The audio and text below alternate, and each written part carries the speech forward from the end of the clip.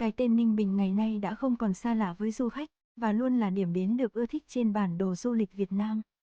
Thành phố này sở hữu nét đẹp đậm chất sử thi, với những con sông uốn lượn êm đềm, bao quanh núi non trùng điệp, kỳ vĩ. Được mệnh danh là vùng đất di sản, hiện nay du lịch Ninh Bình đã trở thành điểm đến nổi tiếng của Việt Nam. Không chỉ mỗi khách du lịch trong nước đến đây, mà hàng năm nơi này còn thu hút cả triệu lượt khách du lịch quốc tế đến tham quan. Mọi người khi đến Ninh Bình đều không khỏi trầm trồ và ngỡ ngàng, bởi vẻ đẹp của những danh lam thắng cảnh nổi tiếng. Ngoài ra, nơi đây còn khiến du khách mê mẩn với hàng loạt các món ăn ngon. Cùng với đó là các dịch vụ du lịch phong phú, con người thân thiện, mến khách, hứa hẹn sẽ tạo nên một chuyến đi với thật nhiều trải nghiệm và cảm xúc khó quên. Hiện nay có rất nhiều phương tiện di chuyển thoải mái và tiện lợi đưa bạn đến Ninh Bình, như xe khách, tàu hỏa và xe cá nhân. Theo kinh nghiệm của Driving 4K, bạn nên đi khám phá Ninh Bình bằng xe máy để có thể chiêm ngưỡng trọn vẹn nhất nét đẹp nơi đây. Tuy nhiên, nếu bạn chưa tự tin vào tay lái, hay muốn một phương tiện di chuyển thoải mái hơn, thì bạn chỉ cần ra bến xe Giáp Bát, hoặc liên hệ với những nhà xe limousine để đặt xe. Sau đó có thể thuê xe máy tại Ninh Bình để thuận tiện di chuyển. Một số mức giá vé xe và giá thuê xe máy cho bạn tham khảo. Giá vé xe khách khoảng 80.000 một người. Giá vé limousine 180.000 một người. Giá vé tàu hỏa tới Ninh Bình là 120.000 một lượt. Giá thuê xe máy tại Ninh Bình từ 100.000 tới 130.000 một ngày. Với thời gian 3 ngày 2 đêm, bạn có thể thoải mái sắp xếp lịch trình tham quan Ninh Bình, để ghé thăm tất cả các địa điểm nổi tiếng nhất tại đây, như di sản Tràng An, Tam Cốc Bích Động, Chùa Bái Đính, Tuyệt Tình Cốc, Hang Múa. Để giúp bạn có một chuyến đi trọn vẹn, Driving 4K sẽ chia sẻ lịch trình của mình ngay sau đây. Ngày 1, xuất phát từ Hà Nội, tham quan chùa Địa Tạng Phi Lai, ngắm nhìn di sản thế giới Tràng An. 7 giờ, lấy điểm xuất phát từ thủ đô Hà Nội. Bạn có thể nạp năng lượng bằng những món đặc sản ăn sáng ở Hà Thành như bánh mì pate, phở bò, xôi trứng chả, bún riêu cua. Quãng đường từ Hà Nội tới Ninh Bình rất dễ đi, các bạn chỉ cần đi thẳng trục đường Giải Phóng, quốc lộ 1A khoảng 90 km là sẽ tới trung tâm thành phố Ninh Bình. 9 giờ, trên đường tới Ninh Bình, các bạn sẽ đi qua một địa điểm rất hot thời gian gần đây, đó chính là chùa Địa Tạng Phi Lai. Cách thủ đô Hà Nội hơn 70 km, Địa Tạng Phi Lai tự là chốn dừng chân an yên cho những ai muốn tìm đến góc tĩnh tâm ở miền Bắc, và phù hợp với những chuyến du lịch ngắn trong ngày. Chùa Địa Tạng Phi Lai nằm ở thôn Ninh Trung, xã Liêm Sơn, huyện Thanh Liêm. Trước đây, chùa có tên là Chùa Đùng, được xây dựng vào khoảng đầu thế kỷ 11. Tới năm 2015, chùa được tu tạo và đổi tên thành Địa Tạng Phi Lai, nghĩa là Đức Địa Tạng Vương Bồ Tát luôn đến nơi này. Chùa có địa thế sơn thủy hữu tình, với địa thế tọa lạc trên một quả đồi, nhìn ra cánh đồng lúa bát ngát, lưng tựa vào đồi thông, xung quanh bốn hướng đều được thiên nhiên bao bọc. Có lẽ đây cũng là một phần trong số những lý do mà ngôi chùa bị bỏ không trong suốt một thời gian dài, vì sự heo hút, rậm rạp trước khi được tu sửa, khiến du khách ít biết đến như ngày nay. Du khách lần đầu đến thăm chùa sẽ không khỏi bất ngờ, bởi phần sân trước khuôn viên chùa được trải sỏi màu trắng, ngay trước tổ đường, 12 vòng tròn được vẽ trên nền sỏi, tượng trưng cho 12 nhân duyên của con người. Dạo quanh khuôn viên chùa, nhìn những viên sỏi trắng tinh khiết, khiến lòng người trở nên thanh thoát hơn bao giờ. Giống như bố cục của các ngôi chùa truyền thống, lớn nhất là tòa Tam Bảo. Tượng Đức Địa Tạng hiện lên sự hiền từ, nhưng toát lên vẻ uy nghiêm, đặt trong tổng thể kiến trúc hài hòa lấy màu nâu, vàng, trắng, làm chủ đạo. Bên phải tòa Tam Bảo là nhà thờ tổ, nơi tôn nghiêm thờ 42 đời tổ sư từng trụ trì tại chùa. Ngoài ra còn có tòa điện nhỏ thờ Phật Bà Quan Thế Âm đặt giữa hồ sen. Khu nhà ở, dành cho tăng ni Phật tử ở trong chùa. Khu giảng đường, nơi các tăng ni Phật tử nghe sư trụ trì giảng đạo hàng ngày, và diễn ra các khóa tu tại đây. Khu nhà khách dành cho những du khách thập phương và những người tham gia các khóa tu, các trải nghiệm tại chùa. Chẳng cần đi đâu xa xôi, ngay ở chùa Địa Tạng Phi Lai tự chúng ta cũng tìm lại được cảm giác bình yên, nhẹ nhàng trong tâm hồn. Hãy đến với nơi đây một lần để tìm lại một góc khuất trong tâm hồn giữa núi rừng còn hoang sơ này.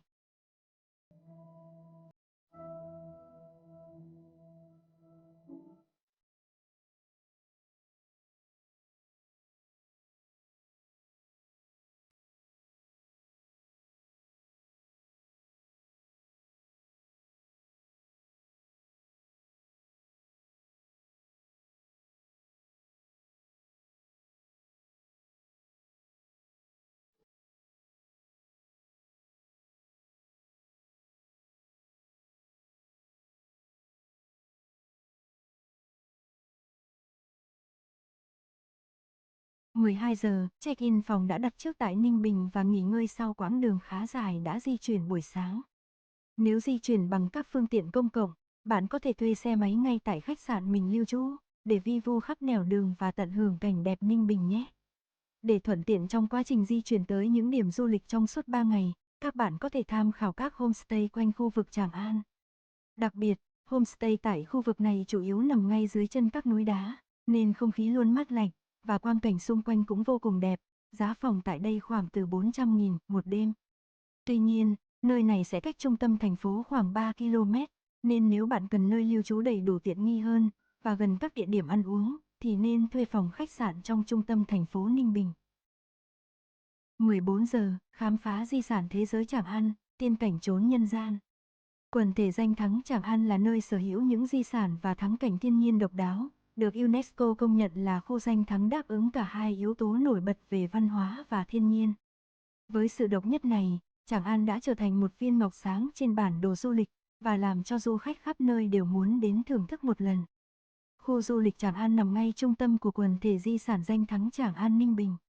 Nơi đây được thiên nhiên ban tặng một cảnh quan hoang sơ nhưng rất tuyệt vời.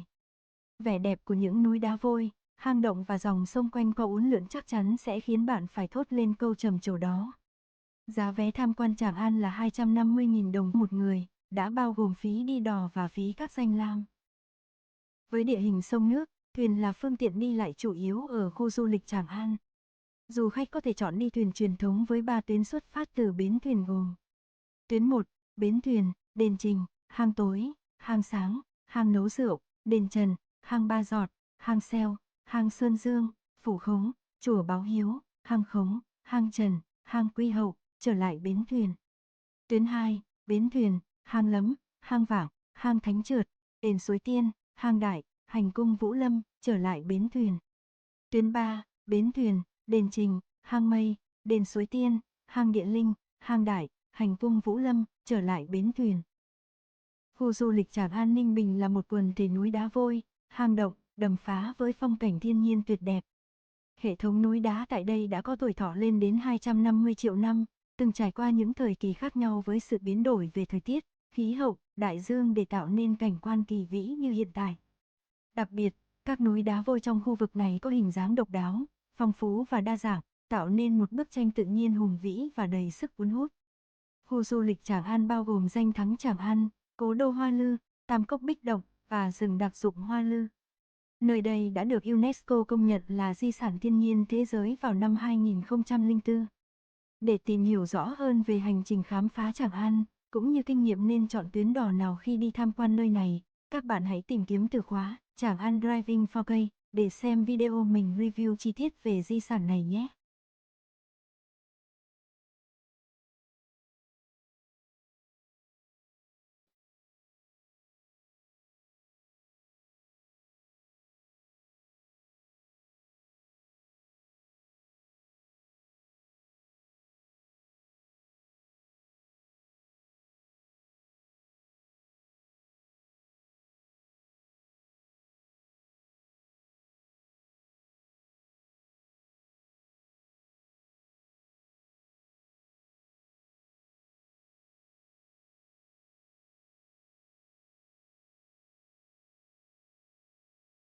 Ngày 2, chinh phục hang múa, dạo thuyền Tam Cốc, khám phá chợ đêm phố cổ Hoa Lư. 7 giờ, còn gì tuyệt vời hơn khi tận hưởng một buổi sáng sống chậm giữa vùng núi đá Ninh Bình. Đi dạo ngắm nhìn cảnh vật xung quanh, ăn sáng và tận hưởng không khí trong lành của vùng đất này, chắc chắn sẽ là một trải nghiệm vô giá. 8 giờ tới 11 giờ, chinh phục hang múa, Vạn Lý Trường Thành của Ninh Bình. Hang múa Ninh Bình tọa lạc trên ngọn núi Ngọa Long hùng vĩ, cách nội thành thành phố Ninh Bình khoảng 10 km. Đây là một trong những điểm du lịch nằm tại vùng lõi của Tràng An. Dù xen giữa nhiều địa điểm danh lam thắng cảnh nổi tiếng ở Ninh Bình như chùa Bái Đính, quần thể danh thắng Tràng An, Tam Cốc Bích Động, Hoa Lư, nhưng hang múa vẫn sở hữu nét đẹp riêng, đầy nổi bật của mình. Có thể hang múa không nổi tiếng bằng Tràng An hay Tam Cốc Bích Động, nhưng nơi đây vẫn thực sự chiếm trọn được tình cảm trong lòng du khách, và được yêu ái lựa chọn trong list những địa điểm sống ảo Ninh Bình. Từ phía dưới chân núi có thể thấy rõ được những bậc đá trắng dẫn lối đến đỉnh núi, từ xa 486 bậc thang nối nhau giống như Vạn Lý Trường Thành thu nhỏ. Hai bên bậc thang là những đường trang trí công phu trên đá với hình rồng hoặc phượng, được chạm khắc đúng với hình tượng của Húng trong nghệ thuật thời Trần, rất sắc nét và đẹp mắt. Và một lời khuyên nho nhỏ nhưng không kém phần quan trọng, là bạn nên sắp xếp lịch trình để ghé hang múa vào buổi sáng, vì lúc này leo sẽ đỡ nắng hơn nhiều. Khi leo cũng không cần quá cố sức, nếu mệt thì hãy dừng chân nghỉ ngơi, ngắm cảnh, hay chụp vài bức ảnh check-in. Giá vé tham quan hang múa là 100.000 một người, miễn phí cho trẻ em dưới 10 tuổi. Một số lưu ý khi du lịch hang múa. Bạn phải leo núi và di chuyển khá lâu, vì vậy hãy lựa chọn những bộ đồ thật thoải mái, những đôi giày thể thao khỏe khoắn để thuận tiện cho việc di chuyển. Hạn chế mang nhiều đồ nặng vì nó sẽ làm bạn mệt nhiều hơn đó. Nhớ mang theo bình nước uống bên người để tránh tình trạng cơ thể mất nước và đỡ mệt hơn, tuy nhiên hãy mang rác về để giữ gìn vệ sinh chung. Ngoài ra, bạn cũng nên hạn chế chụp ảnh ở những địa điểm không an toàn nữa nhé. 11 giờ tới 13 giờ, về lại khách sạn nghỉ ngơi sau chuyến trekking hang múa tốn khá thể lực. 13 giờ, lấp đầy chiếc bụng đói bằng các món ăn đặc sản tại Ninh Bình.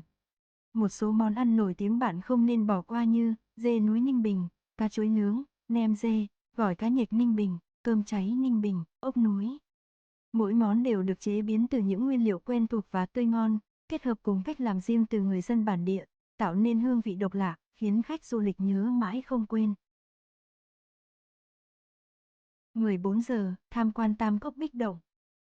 Nổi tiếng với danh xưng Nam Thiên Đệ Nhị Động, Tam Cốc Bích Động sở hữu cảnh sắc làng quê yên bình, cùng hệ thống hang động núi đá vôi ấn tượng.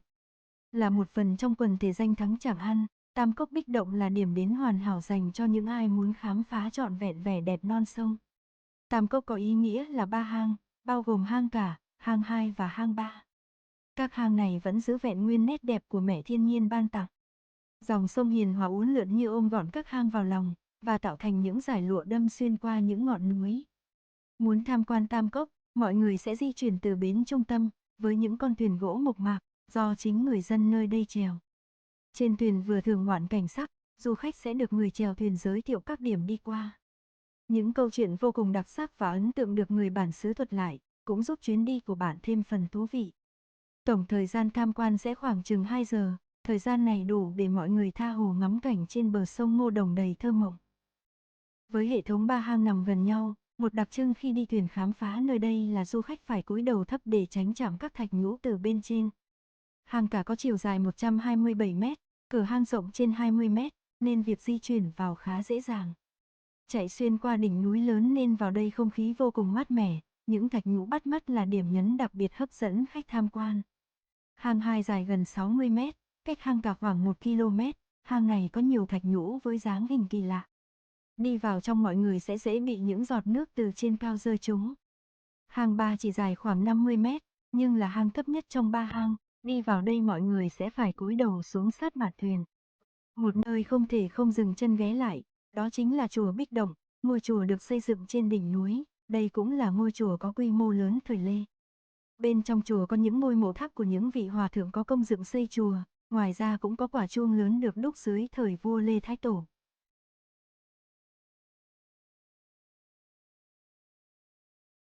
20 giờ, khám phá phố cổ Hoa Lư. Được phục dựng, mô phỏng và tái hiện lại nét văn hóa, lịch sử nước Đại Việt từ thế kỷ thứ 10, phố cổ Hoa Lư đã hoàn thành và đưa vào khai thác từ tháng 1 năm 2022. Tại đây có nhiều gian hàng trưng bày các sản phẩm thủ công mỹ nghệ truyền thống của các làng nghề trên địa bàn tỉnh Ninh Bình như thêu gen Văn Lâm, làng đá mỹ nghệ Ninh Vân, làng mộc mỹ nghệ, làng nghề gốm Bổ Bát, tranh Bồ Đề. Đặc biệt, phố cổ Hoa Lư được thiết kế theo kiến trúc không gian văn hóa xưa, do vậy du khách có nhiều sự lựa chọn trải nghiệm cuộc sống sinh hoạt từ thời xa xưa. Nơi đây thực sự là điểm đến hấp dẫn và là sản phẩm du lịch mới thu hút du khách gần, xa khi đến tham quan, du lịch mảnh đất cố đô Hoa Lư lịch sử ngàn năm văn hiến. Nhìn chung, phố cổ Hoa Lư cả buổi sáng và buổi tối đều có những nét đẹp riêng để du khách có thể khám phá. Vào buổi sáng, du khách có thể thưởng thức cảnh quan núi non tĩnh lặng, dạo quanh một vòng phố cổ. Trong khi đó, vào buổi tối, phố cổ sẽ trở nên lung linh với ánh đèn lãng mạn từ các gian hàng, thuyền và lồng đèn trên sông.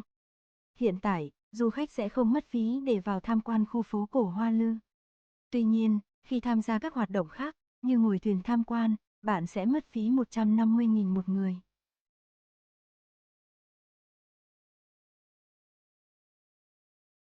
Ngày 3, khám phá chùa Bái Đính, ngôi chùa đẹp nhất Việt Nam, tìm về cố đô Hoa Lư, chữa lành tâm hồn tại Tuyệt Tình Cốc trước khi trở về Hà Nội. 8 giờ, check-in chùa Bái Đính, công trình Phật giáo đồ sộ nhất của đất nước hình chữ S. Giữa khung cảnh núi non trùng điệp, với hơn 1.000 năm tuổi, chùa Bái Đính được mệnh danh là đệ nhất danh thắng tâm linh ở Ninh Bình. Khi leo lên tới đoạn cao nhất của chùa, bạn sẽ được phóng tầm mắt ngắm nhìn toàn cảnh non nước hùng vĩ siêu đẹp của Ninh Bình. Bạn sẽ có cơ hội tận hưởng những phút giây tĩnh lặng và thư giãn khi đến ngôi chùa cổ này đấy. Chi phí tham quan tại chùa Bái Đính cho bạn tham khảo, vé tham quan 50.000, vé xe điện 60.000 một lượt, vé tham quan bảo tháp 50.000 một người. Hơn 1.000 năm về trước, ba triều đại phong kiến nhà Đinh, nhà Tiền Lê và nhà Lý đều rất quan tâm và coi đạo Phật là quốc giáo, nên cho xây rất nhiều chùa cổ, trong đó có chùa Bái Đính, nằm trên dãy núi Tràng An. Chùa có lịch sử hình thành từ thời Đinh, nhưng vẫn có nhiều chi tiết kiến trúc và cổ vật mang dấu ấn đậm nét của thời Lý. Đến năm 1997, chùa Bái Đính được công nhận là di tích lịch sử văn hóa cách mạng cấp quốc gia. Với những điều đặc biệt và linh thiêng như thế, hàng năm chùa đã đón lượng lớn du khách và Phật tử đến thăm. Cho đến nay, quần thể chùa Bái Đính gồm có một khu chùa cổ và một khu chùa mới xây dựng từ năm 2003. Chùa nằm sừng sững trên sườn núi, thấp thoáng mặt hồ xanh ngắt. Đặc biệt, chùa nằm ngay ở cửa ngõ phía tây vào cố đô Hoa Lư. Không chỉ là địa điểm sinh hoạt tôn giáo, chùa Bái Đính đã dần trở thành điểm du lịch sinh thái, tâm linh nổi tiếng. Chùa đã nhận được đến 8 kỷ lục Việt Nam và châu Á như chuông đồng lớn nhất Việt Nam, tượng Phật Thích Ca cao nhất và nặng nhất châu Á, bộ tượng Tam Thế bằng đồng dát vàng lớn nhất Việt Nam, tượng Phật Di Lặc bằng đồng lớn nhất Đông Nam Á, chùa có hành lang La Hán lớn nhất Việt Nam, chùa có nhiều cây bồ đề nhất Việt Nam. Nếu có cơ hội, bạn hãy đến và cảm nhận vùng đất nhân kiệt này nhé. Và để tham khảo chi tiết hơn về chùa Bái Đính, Driving 4K đã có một video hướng dẫn tham quan tại nơi này. Các bạn hãy tìm kiếm từ khóa chùa Bái Đính Driving 4K để xem thêm nhé. 11 giờ, quay về khách sạn nghỉ ngơi, dọn hành lý và trả phòng. 12 giờ, thưởng thức các món đặc sản Ninh Bình. Hãy ghé các quán dê Ninh Bình và thưởng thức món ngon từ thịt dê như dê tái chanh, dê xào lăn, dê nhúng mẻ, dê hấp, dê xào xả ớt, tiết canh dê, sốt vang dê. 13 giờ tới 14 giờ 30, tham quan cố đô Hoa Lư, dấu ấn vàng son của một thời dân tộc oai hùng.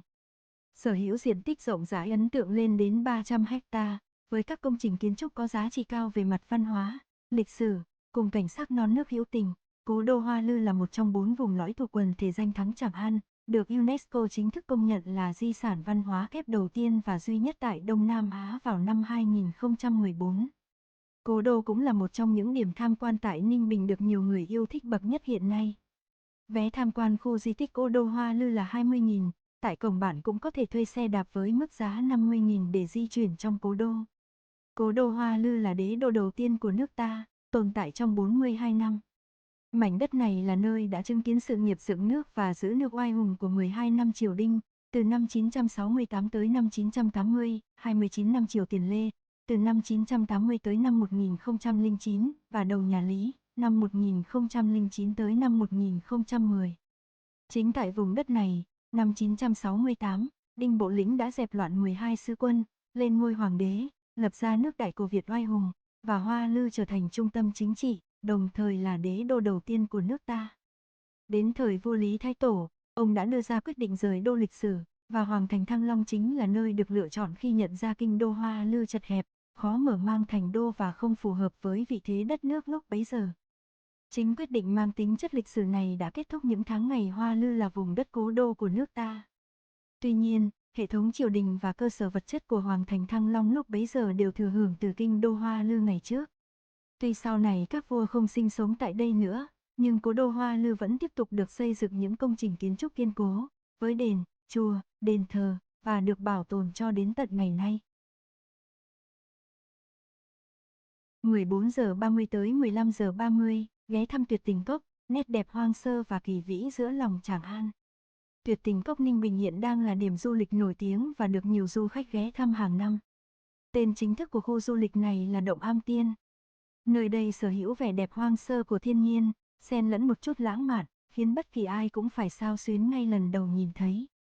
Nếu bạn đang tìm một nơi yên bình để thư giãn, tránh xa sự xô bồ của cuộc sống, thì đây chắc chắn sẽ là lựa chọn lý tưởng.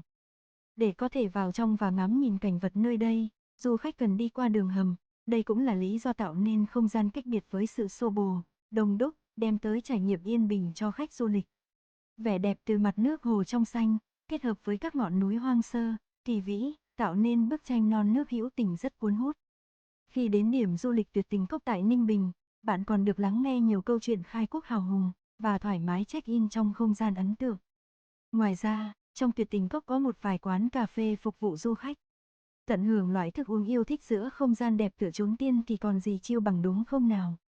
Để vào được bên trong điểm tham quan bạn cần mua vé với mức giá 50.000 một người. Ngoài ra, bạn cũng có thể thuê xe đạp ngay tại cổng khu du lịch với giá 50.000 để đạp xe thư giãn trong khuôn viên tuyệt tình cốc. 16 giờ, quay về khách sạn lấy hành lý đã gửi lại khi trả phòng, kết thúc hành trình khám phá mảnh đất Ninh Bình 3 ngày 2 đêm và trở về Hà Nội. Trên đây là toàn bộ lịch trình du lịch Ninh Bình 3 ngày 2 đêm mà Driving 4K muốn giới thiệu tới các bạn. Với toàn bộ các điểm tham quan kể trên, chi phí cho chuyến đi lần này chỉ khoảng 2.500.000 một người. Nếu video này hữu ích, đừng quên để lại một lượt like và chia sẻ video này tới những người bạn của mình cùng ủng hộ Driving 4K nhé. Hãy bấm đăng ký kênh để xem thêm nhiều video du lịch Việt Nam hơn nữa. Xin cảm ơn và hẹn gặp lại.